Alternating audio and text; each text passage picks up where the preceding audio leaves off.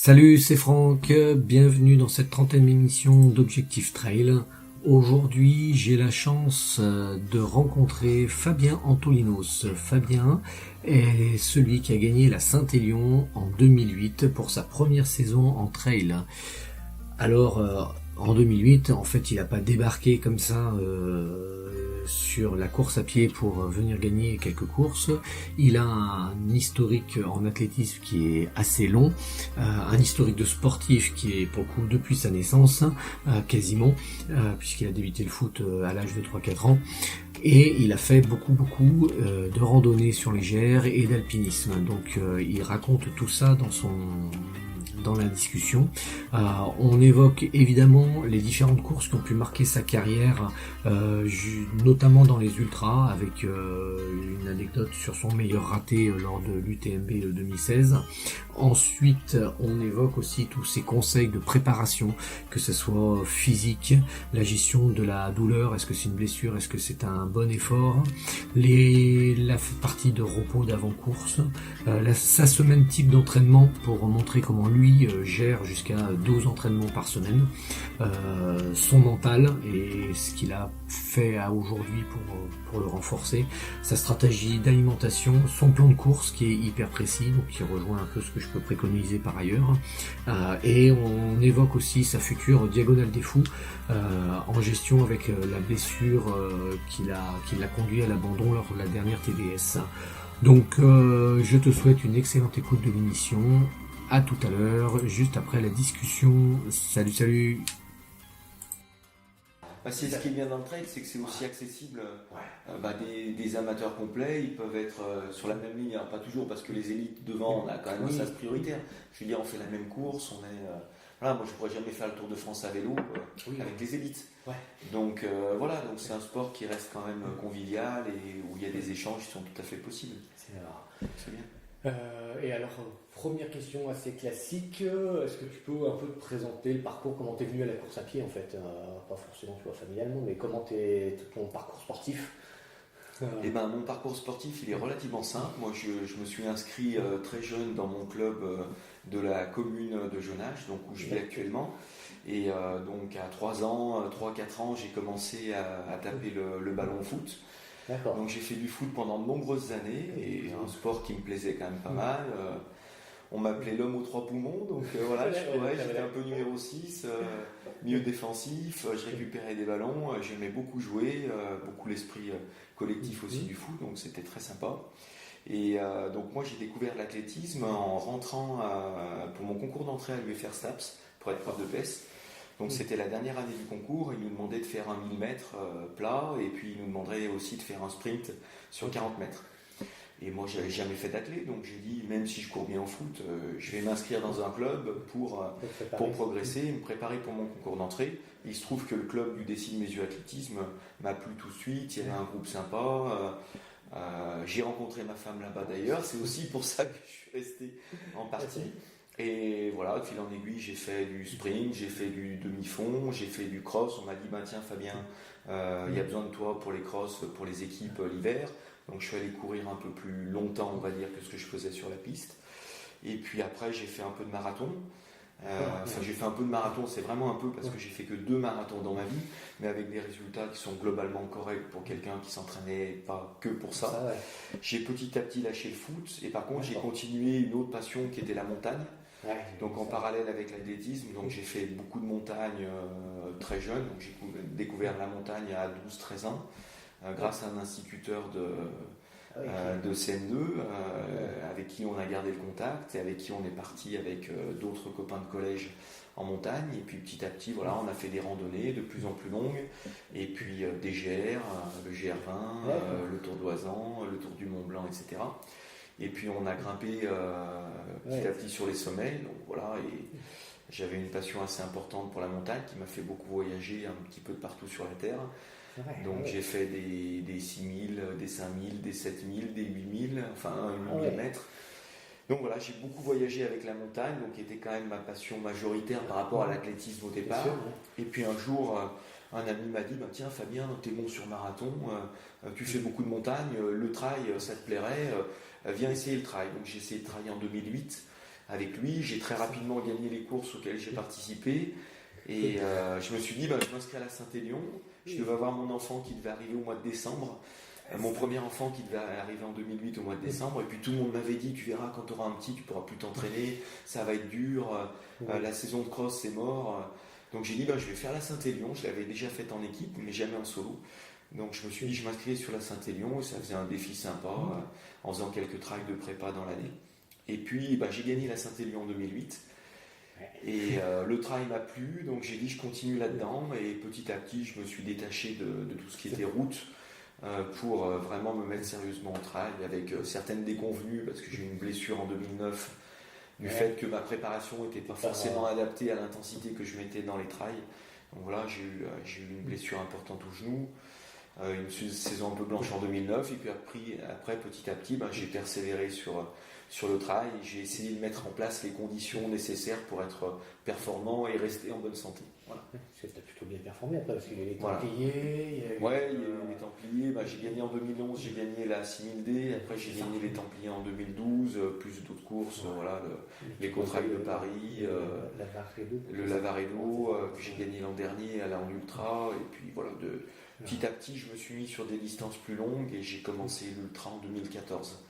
Avec l'UTMB que j'ai pas terminé. J'ai pas terminé en 2014. J'ai commencé l'ultra, on va dire, par l'UTMB. Et là, à l'époque, 2014, tu l'as peut-être pas terminé parce que tu étais tout compte fait pas prêt, ou tu es parti trop vite. Alors, je suis parti vite, c'est vrai, parce que j'ai été tout le temps dans les 5 premiers de la course en 2014. Et puis j'ai fait ce qu'on appelle une hyponatrémie, que je ne connaissais absolument pas avant de la faire. Quand on boit trop. Voilà, exactement. C'est quand on boit trop. Et on m'avait dit, tu verras, sur ton UTMB, il faut bien que tu t'alimentes, il faut bien que tu boives. Et c'est vrai que j'avais mes ravitaillements un peu classiques, 1 demi-litre heure de boissons énergétiques. Mais en plus de ça, je me suis arrêté sur tous les ravitaux. J'ai bu de la soupe, de façon assez importante, et de la soupe qui était très salée à des moments, en fait.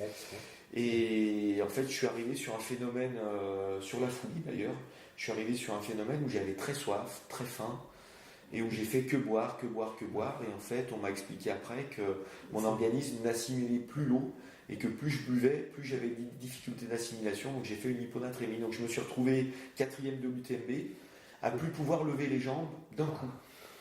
Et je ne savais pas ce qui m'arrivait, donc je ne pouvais plus lever les jambes, j'étais complètement cuit, complètement KO. Donc entre la Foulie et Champais, j'ai regagné la première route qui venait, parce que là j'ai su tout de suite que je ne terminerais pas. Et donc j'ai fait du stop, je suis remonté à Champais, et à Champais je suis resté 4 heures à l'infirmerie, et j'ai dû abandonner donc à Champais. Et c'était une hyponatrémie, donc je ne connaissais pas ce phénomène-là. J'étais pourtant très bien, des très bonnes jambes. Je venais de passer 4e, je venais de doubler Kuprika, là, en l'occurrence. Et j'étais plutôt en bonne forme, et c'est arrivé d'un coup, l'hyperhydratation. Et donc ça a été bluffant, quoi. Et ça se résorbe assez vite après, j'ai mis beaucoup de temps pour retrouver un niveau correct. J'ai eu d'ailleurs au mois de janvier des soucis ophtalmiques pendant des trails avec des troubles de la vision. Donc j'ai fait une IRM céphalique, etc. pour voir s'il n'y avait pas des troubles qui étaient liés à cette hyponatrémie. Et j'ai mis, on va dire, quasiment une année pour m'en remettre. Donc l'année fin 2014 a été blanche, et le début de l'année 2015 a été difficile, avec des sensations dures à retrouver, des problèmes oculaires pendant les courses. Et donc j'ai de nouveau pu arriver en bon état de forme, on va dire, pour l'UTMB 2015, où j'étais 5e. Voilà. Donc ça a été dur de m'en remettre. Carrément, mais il y en a certains qui décèdent d'une hyponatrémie. Donc j'ai eu quand même un peu de chance, et du moins je suis pas allé jusqu'à la limite à pas franchir, on va dire. Et j'ai bien senti qu'à un moment donné ça devenait difficile. C'était en décembre dernier, il y avait eu l'ultra-conférence à Chambéry, et il y avait entre autres Guillaume Millet et j'ai oublié le nom du co-auteur sur le bouquin qu'ils ont fait là sur l'UTMB, et ils ont parlé de l'hyponatrémie, et effectivement en parlant que c'était potentiellement hyper grave, et que c'était effectivement un risque qu'on ne prend pas forcément en compte, parce qu'on n'en entend pas tellement parler. Exactement. Mais moi je connaissais absolument pas. Alors vraiment, donc c'est vrai, je savais pas ce qui m'arrivait. Et puis quand on a ce type de sensation où d'un coup on n'a plus d'énergie, on peut plus lever les jambes, on se dit on va manger. Bien sûr, on va manger, on va boire. Et puis j'avais voilà, une sensation d'avoir soif tout le temps. Et je connaissais pas. Ouais, Voilà. Maintenant, je connais. Et alors, pour revenir un peu dans le passé, quand tu faisais, alors beaucoup d'alpinisme, quand tu as fait des sommets, tu as eu des envies d'aller faire les grands, l'Everest, le K2, enfin des grandes courses comme ça ou... Alors, j'ai approché le K2 de près, puisque je suis allé sur le Broad Peak au Pakistan, donc c'est un sommet du Nil qui est vraiment à côté, à proximité du K2, donc je l'ai vu de près. Après, le Pakistan, mois de juillet-août, c'est un temps qui n'est pas toujours idéal. Donc il y a beaucoup de tempêtes, il y a des moussons qui sont pas très loin, donc on a souvent des retours de moussons. Donc on a vu en l'occurrence un temps assez pourri tout l'été. Donc on n'avait pas réussi, moi j'étais monté à 8000 et j'étais celui qui était monté le plus haut de l'expé, mais on n'avait pas réussi à faire le sommet. Voilà, et puis après, hormis le Pakistan, après c'est le Népal, c'est une période plutôt avril-mai. Étant enseignant, j'ai jamais eu la chance d'aller sur ces sommets-là du Népal. Mais je suis allé faire la Concagua, je suis allé faire le Kilimanjaro, je suis allé faire pas mal de sommets de la Cordillère Blanche au Pérou, en Équateur, en Bolivie. Donc des sommets de 5000, de 6000, j'en ai un paquet à mon actif. Je suis allé aussi faire le pic Lénine donc au Kyrgyzstan, qui est à 7100 et quelques mètres.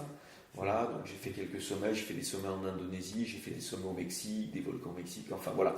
Disons que les destinations sur la Terre étaient un peu en fonction des ascensions possibles et des sommets possiblement envisageables. Quoi. Voilà. Et ta femme grimpait en même temps Ma femme m'a suivi sur beaucoup de sommets, mais elle avait pas mal de soucis d'acclimatation, donc elle n'est pas toujours montée en haut, ou elle m'a pas suivi complètement toujours sur les sommets. Parfois elle a fait juste les treks d'approche, comme au Pakistan, voilà, ce qui permettait de partager un moment du voyage et puis d'avoir un moment alpinisme un peu plus particulier, un peu plus singulier pour des copains et moi. Voilà. Voilà, moi j'ai jamais fait vraiment d'alpinisme et j'ai toujours été impressionné par, alors pour le coup, la force, la technique qu'il faut pour aller monter jusqu'au sommet, monter 6000, 7000, mais pour le coup, la bonne gestion qu'il faut pour garder l'énergie pour redescendre. Et ça, à chaque fois, je me dis, mais tu te lâches pour arriver au sommet parce que c'est ce que tu vises, mais en fait, c'est pas fini, quoi. Enfin, et la redescente, à mon avis, ça doit être un moment hyper compliqué. Enfin, c'est ce qui me ferait vraiment flipper. Mais cette expérience de la montagne, en fait, elle m'a beaucoup servi pour l'ultra, pour trois raisons. Déjà, pour le côté gestion d'un effort long, parce qu'en alpinisme, ça arrive qu'on parte, alors c'est de l'endurance fondamentale vraiment, c'est de la marche, mais avec un sac à dos, avec des contraintes de neige qui est toujours un petit peu pas toujours idéal, de la glace, de la neige molle, etc. Donc partir longtemps, donc ça je savais faire, partir longtemps sur des sommets, donc ça c'est très utile. Après l'engagement, on va dire mental aussi dans l'activité, donc une activité quand même à risque et puis une activité qui demande des efforts sur du long terme, donc mentalement j'étais déjà préparé à ces efforts longs, et puis après les efforts aussi de nuit. En alpinisme, on fait quand même beaucoup d'efforts de nuit, on part de bonne heure pour être dans des bonnes conditions de neige ou des bonnes conditions de rocher, qu'il n'y ait pas de chute de pierre, etc. Donc cette gestion effort de nuit, je la connaissais aussi. Donc ces trois choses m'ont vraiment servi dans l'ultra, très vite. C'est pas beaucoup, ça fait vraiment le pendant et la partie qui peut aider, notamment au début. Et comme tu avais en plus les bases et de randonnée et de course à pied, mais tout à fait. Alors pour le coup, on va dire des bases classiques de course à pied. J'imagine tout ce que moi j'ai pas fait, les éducatifs et compagnie. Voilà, tout à fait. J'avais les éducatifs athlés, l'étirement, le gainage, la préparation physique, même si quand j'ai commencé, je commençais à être un petit peu âgé, mais quand j'ai commencé, ça se faisait moins. En tout cas, les coachs étaient moins axés là-dessus. Donc, je l'ai rajouté petit à petit dans mon entraînement trail. Donc, toute la dimension santé autour des gainages dynamiques, de la préparation physique, de l'endurance de force, du travail de musculation, etc. C'est des choses que j'ai rajoutées au fur et à mesure de la pratique. Et tu le continues aujourd'hui de faire du gainage ça fait partie de ta base plus que jamais, parce qu'à un moment donné, quand on est jeune, tout ça, on est gainé, on va dire naturellement. Après, quand on commence à prendre un peu de bouteille, c'est des choses qu'il faut continuer à bosser, et je dirais bosser encore plus. Et c'est ce qui m'intéresse beaucoup dans la pratique du trail, c'est que il y a une capacité de progression, même à un certain âge, qui est importante, parce qu'il y a toujours des petits paramètres de l'entraînement à aller chercher, que ce soit dans la musculation, que ce soit dans la préparation physique, que ce soit dans la